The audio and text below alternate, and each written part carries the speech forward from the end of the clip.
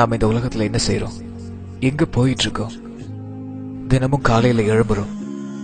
அந்த நாள் நம்மள வரவேற்குது. ஏன் எதுக்கு என்ற எந்த கேள்விகளும் இல்லாம அப்படியே நம்ம தொடர்ச்சியா போயிட்டு இருக்கோம்.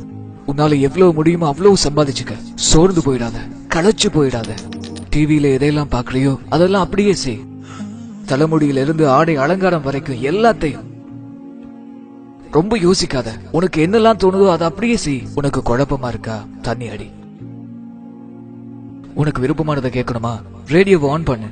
போதை, ஆபாசம், குத்தாட்டம், விபச்சாரம் இதெல்லாம் தான் நீ வாழ்க்கைன்னு நினைச்சிட்டு இருக்க. ஆனா நியாயமான சில விஷயங்கள் எனக்கு தெரிஞ்சே ஆகணும். வளர்ந்து பெரிய மனுஷன் ஆகிறது தவிர இந்த வாழ்க்கை சுழற்சியில வேற ஏதாவது இருக்கா? வாழ்ற வரைக்கும் வாழ்ந்துட்டு நமக்கு பிடிச்சவங்களை நம்ம வீட்டை பிரிஞ்சு போறதுதான் வாழ்க்கையா? உன்னோட எல்லா சொத்தையும் உனக்கு பின்னாடி இன்னொருத்த அனுபவிக்கிறான். இந்த தொடர் முடியறதுக்கு முன்னாடி எனக்கு ஒரு விஷயம் கண்டிப்பா தெரிஞ்சே ஆகணும். ஏன்னா என்னோட மனசை ஏமாற்றி ஏமாற்றி என்னால வாழ்றதுக்கு நான் விரும்பவே இல்லை. இதை தவிர இன்னொரு வாய்ப்பெடுக்கவும் நான் விரும்பல. இதெல்லாம் வாழ்க்கையோட சாதாரணமான கேள்விகள். இதற்கான விடையை தேடி தேடி நான் அலையிறேன். நாம இங்க என்ன நோக்கத்துக்காக வந்திருக்கோம்? நாமெல்லாம் எப்படி இங்க வந்தோம்?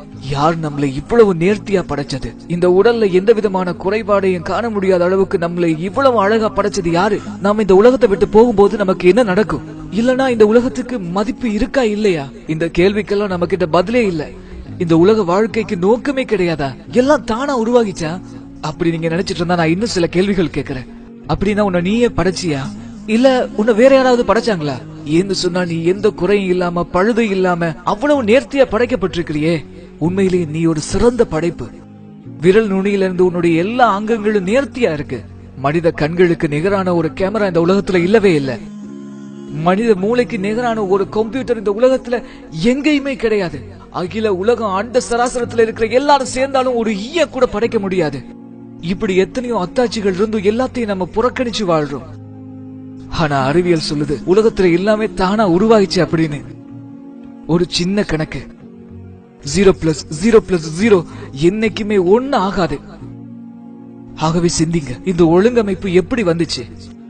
எல்லாத்துக்குமே ஒரு தொடக்கம் இருக்கு, ஒரு படைப்பாளம் இருக்கா? ஏன் இந்த வீடியோ பாக்குறதுக்கு கூட இந்த வீடியோ யாராச்சும் அப்லோட் பண்ணிருக்கணும். பிக் பேங் தியரி எனக்கூடிய பெருவெடிப்பு கொள்கையை நாம நம்புறோம்.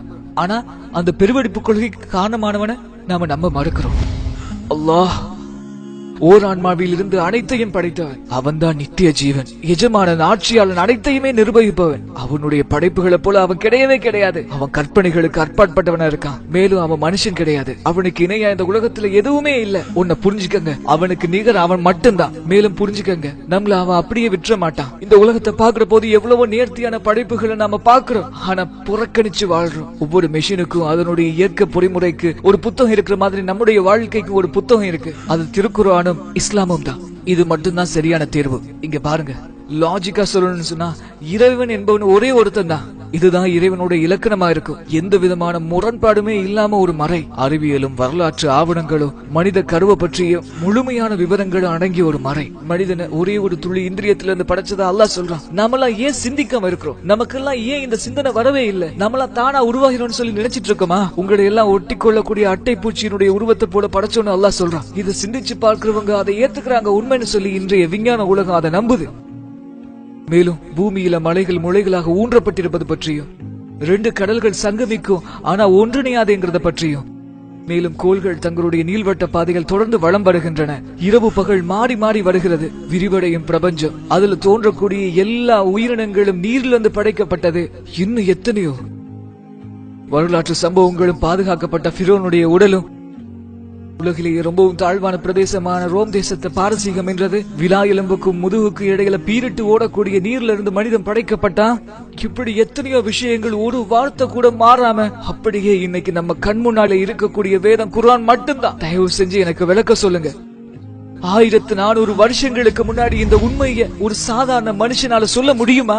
அதுவும் எழுத படிக்க தெரியாத ஒரு மனிதரால எப்படி இந்த விஷயங்களை எல்லாம் சொல்ல முடியும்? இறைவனுடைய வானவர் சொன்னதை அவர் அப்படியே மனிதர்களுக்கு சொன்னார். இதுதான் உண்மை. இதுக்கு பின்னாடி நீங்க ஈமான் கொள்ளல, நம்பிக்கை கொள்ளல அப்படின்னு சொன்னா நீங்க இந்த குர்ஆன்ல இருக்கிற மாதிரி ஒரே ஒரு வசனத்தை கொண்டு வாங்க அப்படின்னு சொல்லி இன்னைக்கு வரைக்கும் குர்ஆன் நமக்கு சவால் விட்டுக்கிட்டே இருக்கு.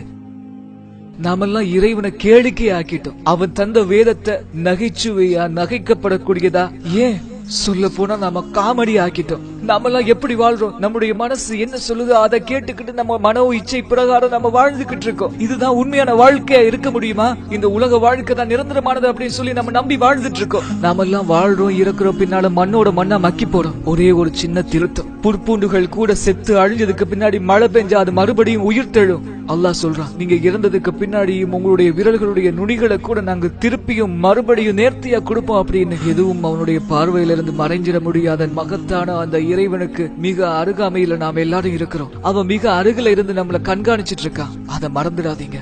மேலும் இதையே நீங்க மறந்துடாதீங்க, நம்முடைய சொத்து, செல்வம், ஆரோக்கியம், குழந்தைகள் எல்லாவற்றை கொண்டு நாம சோதிக்கப்படுவோம். எல்லாம் நமக்கு வசப்படுத்தி தரப்பட்டிருக்கிறதையும் நீங்க நினைச்சு பாருங்க. நம்முடைய செயல்களுடைய ஏடுகள் நாளைக்கு நாம மறைஞ்சதுக்கு அப்புறம் நம்முடைய கைகள்ல கொடுக்கப்படும் அப்படிங்கறத மறந்துடாதீங்க. நாளை மறுமையில நாம யாரையும் குறை சொல்ல முடியாது. நம்முடைய கணக்குகளுக்கு, நம்முடைய செயல்பாடுகளுக்கு நாம மட்டும்தான் பொறுப்புதாரி. அல்லாஹ் கேட்கிறா, என்னிடம் திரும்பி வரமாட்டேன் என்று சொல்லி நினைத்துக் கொண்டிருக்கிறாயா? என்ன புரிந்து கொள்றதுக்காக ஒரு நீண்ட வாழ்க்கை உனக்கு தரப்பட்டதே. ஆனா நிலையற்ற இந்த உலக வாழ்க்கையில நீ ரொம்ப மகிழ்ச்சியா இருந்த. ஆகவே வாசி வாசி, உண்மையை சொல்ற குர்ஆன ஒரு தடவையாச்சும் முழுமையா வாசி வாசி. நம்பிக்கை கொண்டவங்களுக்கு அதுதான் நற்செய்தி. நிராகரித்தால் வாசி. உண்மையை சொல்ற குர்ஆன ஒரு தடவையாச்சும் முழுமையா வாசி வாசி.